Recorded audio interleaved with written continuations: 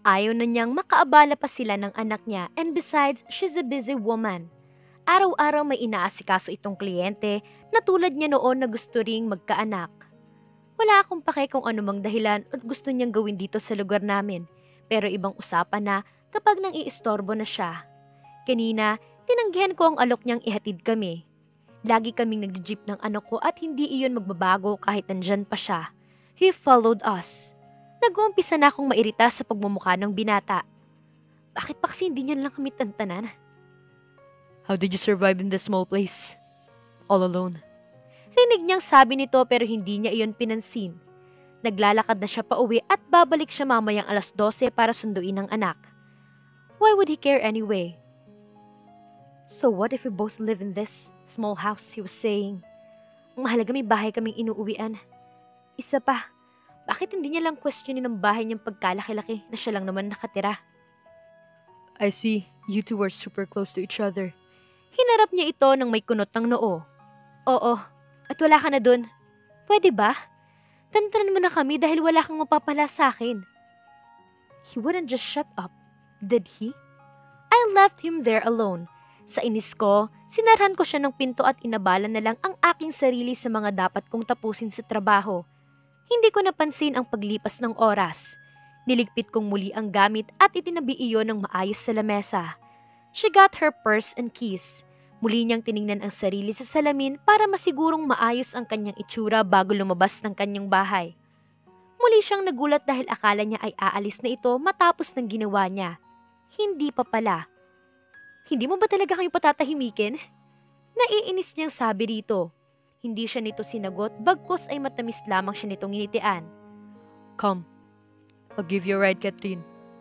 Salamat na lang. Sabi ko bago siya nilagpasan. Mabilis akong pumara ng jeep at kita kong nakasunod na naman siya. I hate how everyone is looking at him, like he's the good guy here when we get there. Nakatayo ito malapit sa kanya habang hinihintay niya ang kanyang anak. Just my son, not ours. There he is. Rinig niyang sabi nito kaya't napalingon siya roon. It is indeed her son. She welcomed her with a warm hug at malugod naman iyon tinugon ng kanyang anak. Nakalimutan niyang hindi nga pala sila nag-iisa. I almost forgot about Andrew. Kundi pa tinanong ni Albert kung sino ang lalaki ay hindi niya maaalalang andun ito. Don't mind him, baby. Come, let's go home. She said, completely ignoring the man beside her. Let's eat lunch together, Catherine. You, me, and your son. I treat. That's actually a great idea. Masigla at may ngiti pa sa kanyang labi. How about... No. And she started walking again. This is new. I got rejected 3 times in a row. Ikaw palang tumatanggi sa akin. I don't care, okay?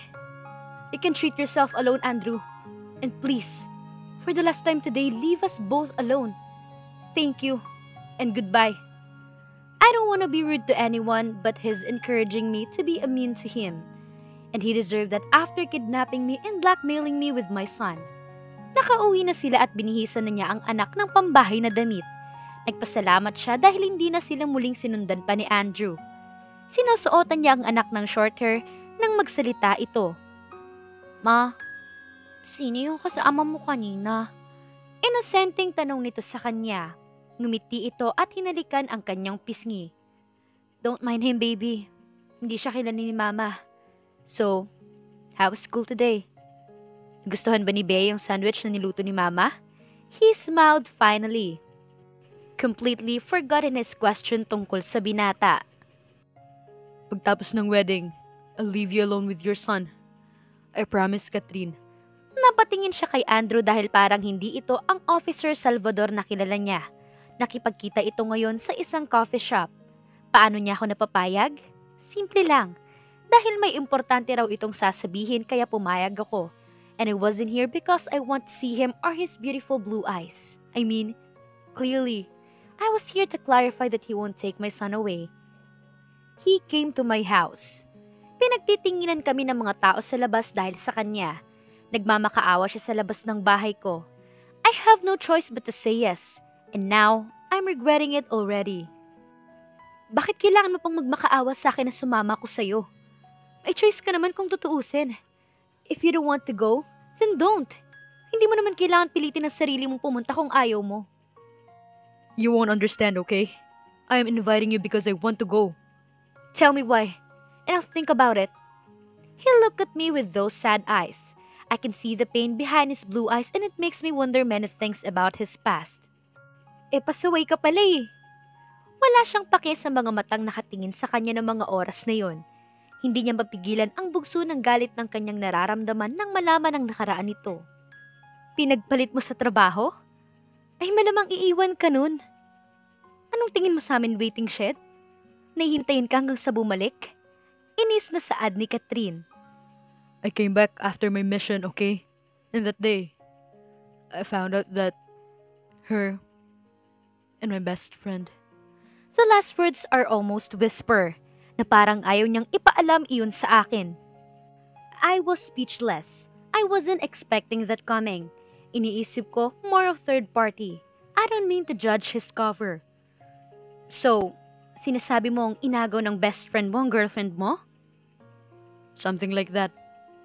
He is defending them that I don't understand. Hindi ko pa rin magets kung bakit gusto mong pumunta sa wedding. Because Katrine, I want them to see that I was happy as them, that I wasn't lonely as they think when I lost both of them. I tried to convince myself that no matter what he told me, I will always and will always stick to no as an answer. Pero bakit? Bakit ngayon parang gusto ko nang umuo ulit? Halata namang mahal niya yung babae. Di ko naman kinukumpara sarili ko sa storya nila. Man was a little different from him. He loved the girl, but apparently he had this mission, so he had no choice but to left his girl. Then when he came back, he found out that his best friend is with her girlfriend. Yun lang ba talaga? O baka naman, kaya gusto mong pumunta dahil mahal mo pa. Talking to him sounds like talking to myself. We still love them behind everything. I guess that's real love. I was a little surprised. Don't get me wrong. He was gorgeous. I mean, look at him. Iisipin mong babaero siya sa mga mata pa lang. Pero hindi. Sa pagkwento niya pa lang, alam kong minahal niya talaga yung babae. It's just a right love in a wrong time. Just like ours. It doesn't matter now. So, are you coming with me or not? Sabi ni Andrew na nagpabalik sa kanya sa realidad. Kailan ba yun? Kita niya ang pagguhit ng ngiti sa mga labi ng binata. Next week. Parang nabingi ang tenga niya sa mga sinabi nito. Next week na? Yes. That's why I need you to say yes already. I promise. Wala kang gagastusin basta umuo ka lang. Okay. Basta, mangako ka rin ang hindi ka na kailanman magpapakita kay Albert. I promise, Katrine. Hindi na siya nakapalag nang hawakan nito ang kanyang kamay at halikan iyon. Thank you so much, babe. You don't know how much this means to me. He's not hypnotizing me but I can't take my eyes away from him. I slowly let my breath go after he kissed it. He just smiled at me. Sandaling nagpaalam itong aalis para umorder ng kanilang makakain. Hindi ako sanay sa mga ganito sa akin, okay? Hindi ko siya gusto. Pero sa mga ginagawa niya napapabilis yung tibok ng puso ko. When he came back, he ordered me orange juice and a mango graham cake. I was almost finished when I noticed him watching me. Agad na kumunot ang noo ko dahil hindi ako sanay nang pinanonood akong kumain. What? Hindi siya nito pinansin at nag-astang parang wala itong narinig. Nag-iwas lamang siya ng tingin nang mag-umpisa nitong kainin ng isang chocolate cupcake. Nothing. Napansin ko lang na hindi ka masyadong kumakain until now. He was stating the facts. Hindi ko alam na masyado niya akong pinagmamasdan. I'm glad you finished the thing. Last time you were with me, you didn't almost eat. He continues. Ano namang paki niya kung nakakakain ako ng marami o hindi? I'm with my child and he's my priority. I should really tell him to mind his own business. I think too much as we both walk to the parking lot. Walang nagsasalita sa amin hanggang sa makasakay kaming dalawa sa kotse niya. First thing I should do now that I agree on coming with him in that wedding is to relax myself while he's around me. He tends to have this weird effect on me when he's close and I have to control that. Ang nagsisilbi lamang ingay sa kanila ay ang radyo nitong tumutugtog ng mga oras na yon. I watch the passing lights as I listen to Stay by Rihanna. I closed my eyes as I inhaled deeply. His Lacoste perfume calmed me.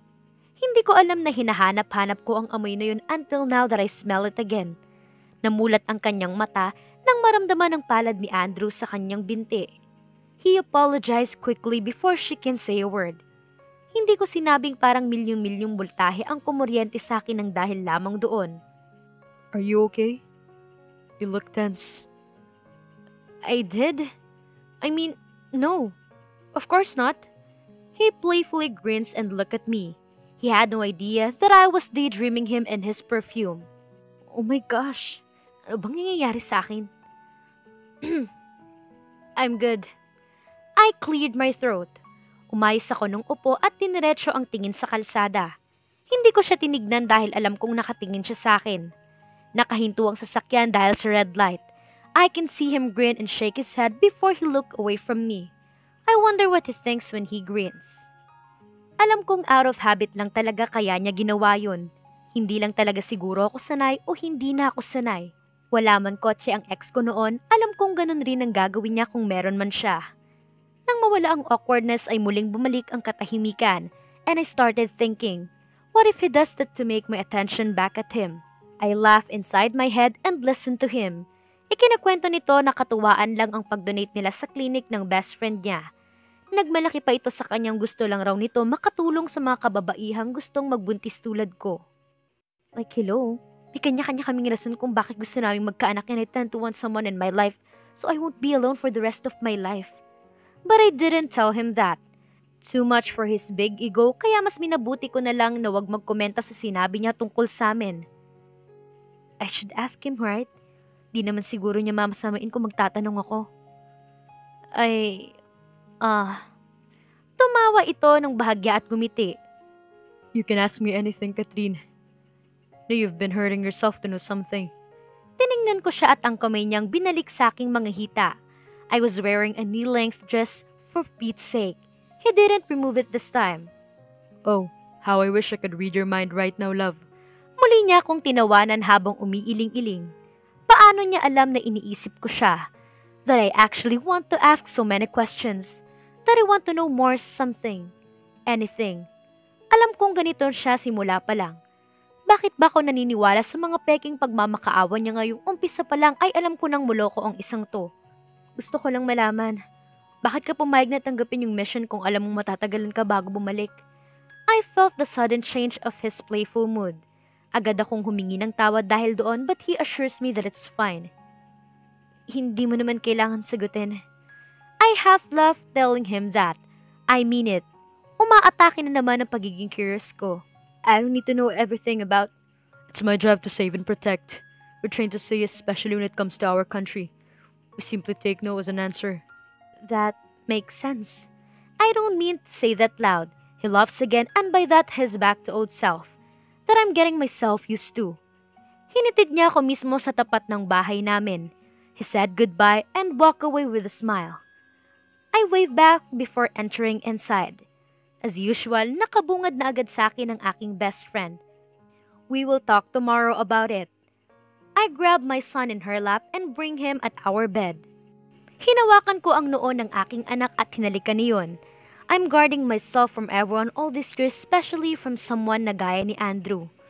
Guess, I can't escape to my own version of travel in paradise. Paano kung umibig si Catherine sa binata? Paano na ang kasunduan nila? Abangan sa susunod na kabanata. Please like, share, subscribe for more updates. Maraming salamat po.